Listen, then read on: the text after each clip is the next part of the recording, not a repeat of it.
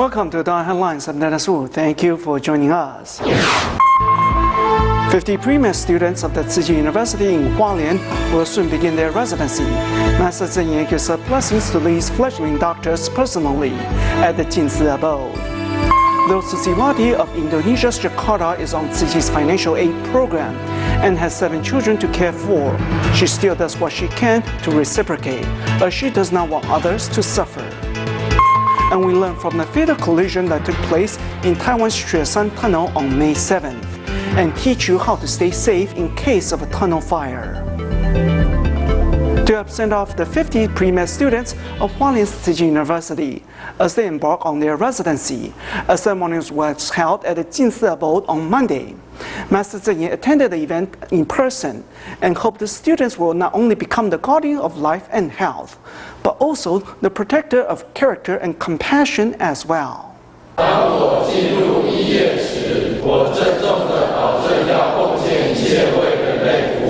Uttering the Declaration of Geneva, these 6-year pre-med students of Hualien's Tzu University are about to begin their residency. The guidance of their teachers and the training they have received had inspired them to achieve. To see our instructors dedicating and strengthening themselves in spite of the challenges of the environment, while never forgetting to place their patients first, touched me very deeply. I see that I still have a long way to go. I haven't done enough for my patients, but I'm full of enthusiasm. I'm willing to take on the challenges ahead as a resident doctor.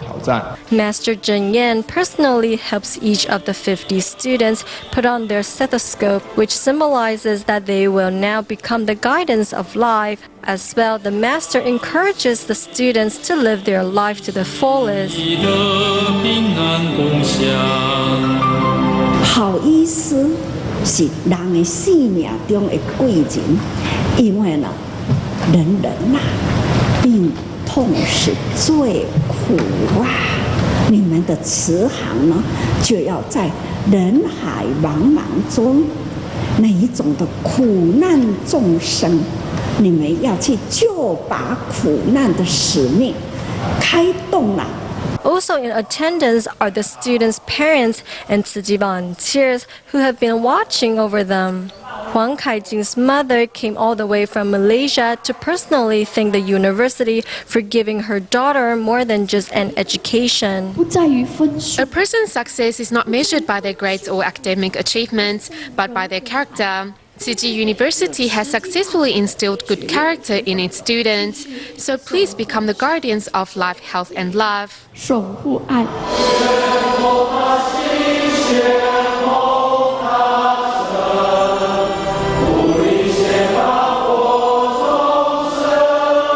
The new drama vessel is now sailing off, carrying the new fledgling doctors who will use their skills to save lives and their characters to influence their fellow medical workers.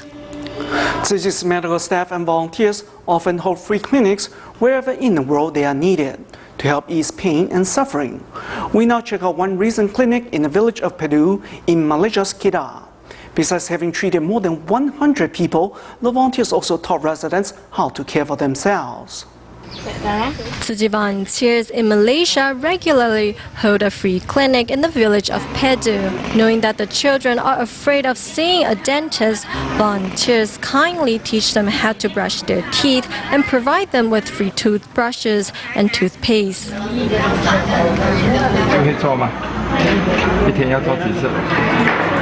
Each poster teaches the residents on how to protect their health on a daily basis. We need to eat less oil, less salt, and eat more vegetables. We want to pass on knowledge on health and disease prevention. For the past 13 years, Tzu volunteers have been looking after the villagers' health and at the same time promote Tzu's humanity. We hope to make the residents feel right at home. This way more people at all ages will be inspired to volunteer. Now many residents have already started collecting recyclables and donating them to Tzu. They even promised to maintain their community with Tzu volunteers. Many medical professionals do get inspired to volunteer after seeing the dedication of Tzu Chi's doctors and nurses. For example, medical staff from the Xiamen Hospital in China recently joined local Tzu Chi volunteers in their monthly home visitations to help treat Tzu Chi's care recipients. Accompanied by medical staff from Xiamen Hospital, Tzu Chi volunteers are going on a home visitation to check up on their care recipients. Xie Huijing, who is completely paralyzed, waits for the volunteers in his living room. After a thorough check, a doctor gently reminds his family of how to care for the bedridden man. Try and move your legs around. See if you can move them around. Not at all. You need to pat his back regularly so that he doesn't get a lung infection. Next, arriving at Song Rensen's home, a doctor not only checks on the couple's health, but also makes sure they are taking the right medication. I'm really happy. Thank you for treating us so well and caring for us. I was feeling quite sick over the past few days.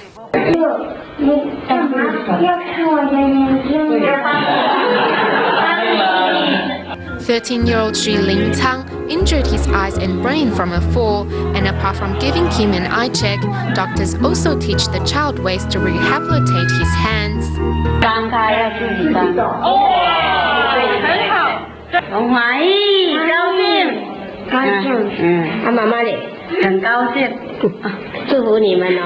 Medical staff who joined the home visits for the first time are deeply moved by the experience and are all relishing in the joy of giving. This is not like treating patients inside a hospital, where you treat patients one after another, like a daily routine. It feels different here. After all, this is doing good deeds, and at least I feel happier and more fulfilled.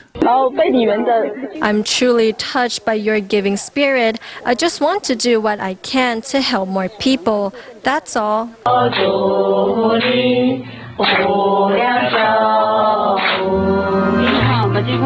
The half-day door-to-door visits not only gives medical staff a fulfilling experience, but also helps spread Tzu Chi seeds of love to those in need.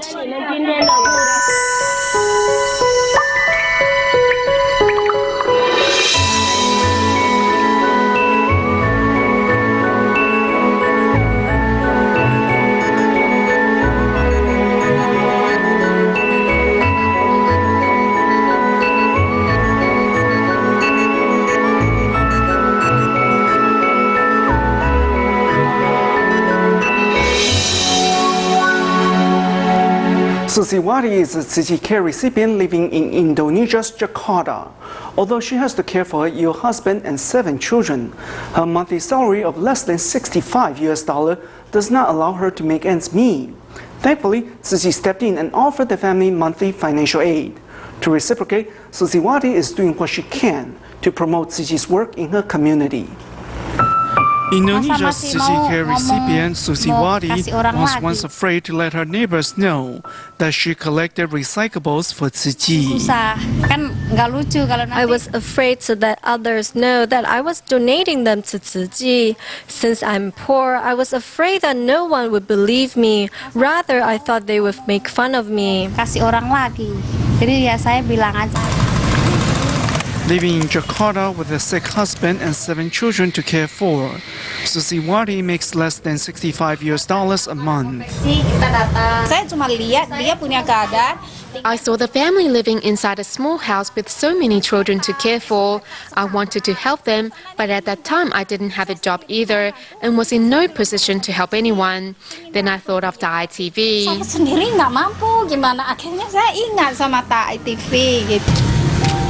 Since 2010, the local Tzu Chi office has been giving the family monthly financial aid. Susiwati also began to give us donations from her neighbors or whatever Tzu Chi work she can take on. I'm very grateful. I now have less financial pressure. Compared to those that have nothing to eat or nowhere to live, I'm much better off. Thank you very much. It is truly incredible. Those who have the time and capability don't give so willingly. Yet, despite of having children to care for, she's committed to charity. Susiwati wants her children to live a better life, and hopes more people will not have to worry about finding their next meal or a place to take shelter in. Anyone can give, and it is really easier than you think. Stay in Indonesia through an environmental protection workshop recently held at the Buddhasina Monastery. City volunteers from the city of Bogor and Tangerang hope the participating students will start practicing recycling at home. This is the scene at Buddhasena Monastery in the city of Bogor, Indonesia. Today, Tzu Chi volunteers are joined by local residents and students to learn a lesson on environmental conservation. We need to cut down on waste and promote no littering so we can reduce the burden on our earth. The recyclables all have value too. To bridge the gap between volunteers and students, the volunteers put on a sign language performance. Next, thanks to the volunteers' demonstration and recycling tips, the students understand how to sort recyclables. There's a difference between tin cans and aluminum cans. Tin cans are hard. Now when I see garbage, I will pick it up. I can recycle milk jars, tin cans, and plastic bottles. After listening to the volunteers' explanation, now I know how to sort recyclables. I will start practice recycling because we only have one planet, so we need to cherish it. At the Tzu Chi recycling station in Bogor City and Tangerang City, almost every day, volunteers and local residents happily practice recycling. For many, the environmental station not only gives them a chance to meet new friends, but also do good deeds. Now I will collect my recyclables and donate them to Tzu Chi. Sometimes I sell the materials to the junkyard, and after that I will donate the money to Tzu Chi. To reduce the burden on our Mother Earth, everyone needs to cherish items and practice recycling. When everyone does a little bit, the combined effort can make a big difference. In Taichung's Longjing, PET bottle caps that don't seem to have much use can be in fact turned into coin banks that remind people to conserve resources. Here's more. At the Longjing Tzu Chi recycling station in Taichung, different colored PET bottle caps are being carefully sorted. We work hard and make sure they are all sorted properly to create a connection with everyone. Also, metal and aluminium cans are being prepped for their new life. By recycling them and cutting them open, the cans become coin banks. As we know, PET bottles can be turned into warm blankets, but what many of you probably don't know is that these caps can also be turned into coin banks. Chen Rongdong, who runs a plastic mold factory, is using his expertise to help turn garbage into gold. We first crush these white caps. Then we take the powder that is left over and put it into the machine here.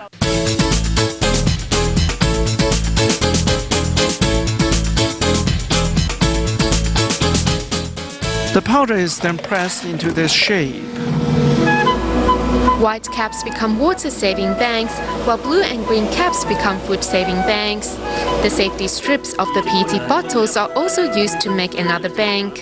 We don't waste anything, but crush it all for materials for our banks. This way, we can reduce the amount of garbage that we throw away. We mix these safety strips together to make these safe energy coin banks.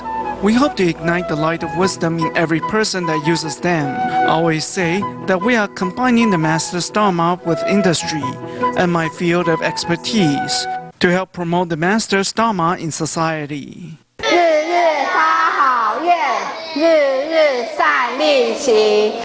Volunteers then bring these banks into schools, where the children add finishing touches using pictures and words as a blessing to themselves and the world.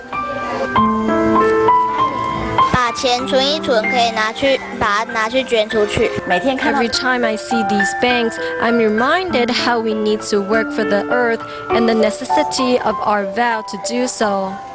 Turning garbage into gold, with these coin banks, volunteers have found another way to take unwanted PET bottles and turn them into materials that not only inspire, but also continue to give back in a circle of goodness. Over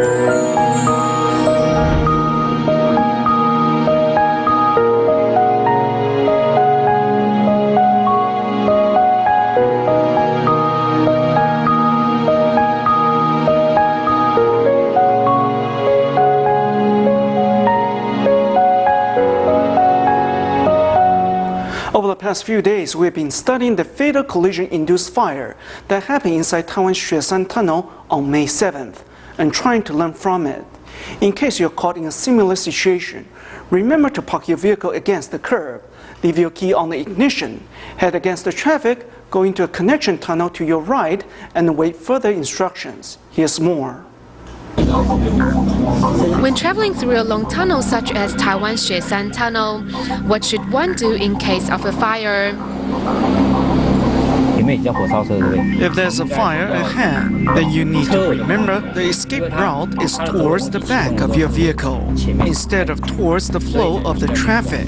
Because when the ventilation fans are activated, the smoke will be drawn forward, so you need to move in the opposite direction. That is right. When escaping, head against the traffic and remember to look for connecting tunnels to one's right. There's one connecting tunnel for pedestrians every 350 meters, while those for vehicles are available every 1,400 meters. So in case of a fire, people need to get to these tunnels. But before leaving your vehicle behind, please remember to park against the curb and leave your key in the ignition so the rescue crews can move your car if necessary. Once when you reach the connection tunnel, await for instructions from the loudspeakers. However, this last part was not handled properly during the recent fatal collision.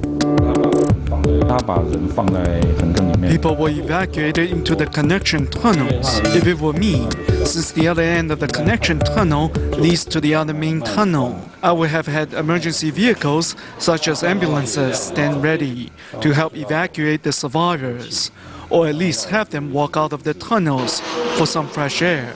Of course, supervisors would have to be sent in. Scholars point out that in case of a tunnel fire, discharging the smoke, reaching those trapped, putting out the fire and evacuating survivors must all be done simultaneously as every second counts. However, with the wide variety of vehicles passing through the tunnel, are the authorities truly prepared for all scenarios? In 2007, before large vehicles were allowed to travel through the tunnel, they only performed a fire drill using a small pot of fire. I suggested that they do a more realistic simulation and invite some professionals to come validate the drill. Something as simple as adjusting the speed of the exhaust fans could mean the difference between life and death. As demonstrated through a simulation, a proper setting will discharge the smoke. However, a wrong setting could suffocate all those in the tunnel. Generally speaking, if the airflow is too large, it will feed the fire. But if it's too small, the smoke might not be discharged properly and end up putting motorists in danger. If the airflow is not strong enough, the fire could spread either way inside the tunnel, endangering all those inside, including rescue workers. When the vehicle catches fire, in about 15 to 20 minutes, the fire will be at its maximum temperature, so firefighters will have to reach the site within 6 to 7 minutes. If they arrive later than that, they will have to stand further away and will be less effective. Say, for example, a bus on fire requires 20 to 30 megawatts. If two buses are on fire, the maximum setting of 35 megawatts will be inadequate. So these kind of scenarios will be a challenge to the safety standards of the original design. Scholars also suggest installing a sprinkler system inside the tunnel, which the National Highway Bureau is considering. It will help extend the time people have to make an escape. It also helps give emergency rescue crews more time to get ready, to put out the fire or lead people to safety. And overall, just ensures the safety of those on the front line. The accident on May 7th inside the Xueshan Tunnel alarmed everyone in Taiwan. It is obvious that the tunnel needs to enhance its safety equipment and protocol. We need to do a full inspection on all Xueshan tunnel safety equipment, including those for fire safety. For an independent agency to do a full evaluation on the tunnel. I don't think we have done that yet. I suggest that we should manage the tunnel professionally. In case of an emergency rescue, perhaps a large vehicle is blocking the way to a child, a pregnant woman, or those who are handicapped or seriously ill. What if they were caught in the middle of a disaster? We need to take these possibilities into consideration in our simulations and drills. We need to be prepared for the worst. With more tunnels being constructed in Taiwan, when will the government come up with a sure way to ensure the safety of motorists passing through them? What about citizens? Should they not become more aware of vehicle and tunnel safety as well? Perhaps the recent tragedy is meant to enlighten us all. The next story takes us to Chile as we join Tzu Chi volunteers in the city of Peñalolén at their Buddha Day ceremony and winter aid distribution. But first, we go to Germany in Europe, where Tzu Chi volunteers held a volunteer training seminar for the first time, where the Italian artist Vittorio Amadeo donated 100 paintings to the Buddhist NGO. 参加慈济这个素食8分饱2分助人好的茶会。Meine Damen und Herren, herzlich willkommen.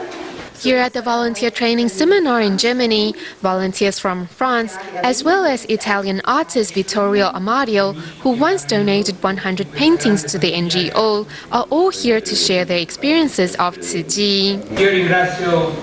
The compassion of the Master and her spirit of great love deeply moved me. I'm very happy to be part of Tzu Chi's big family.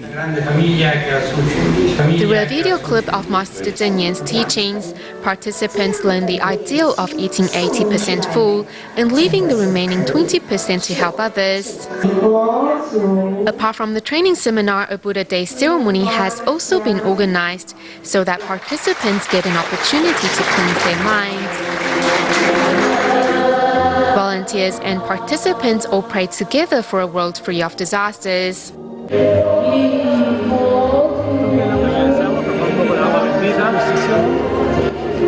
Also praying for peace and harmony are the over 300 volunteers and residents at Chile's Buddha Day ceremony. Despite coming from different backgrounds and ethnicities, residents young and old are all here to show their support of Tzu Chi. Volunteers patiently accompany those who have difficulties in moving about. Everyone next walks in circles and chants Buddhist scriptures to show their gratitude to the Buddha, their parents and all sentient beings. After the ceremony, with help from local residents, volunteers hold a distribution to hand out relief items to help 200 needy families. And in today's program, we travel to the United States and join students of Tzu Chi kindergartens in Northern California and Dallas as they demonstrate the Tzu Chi humanity that they have learned over the past school year. That's all the time we have for. Thank you for watching. Goodbye.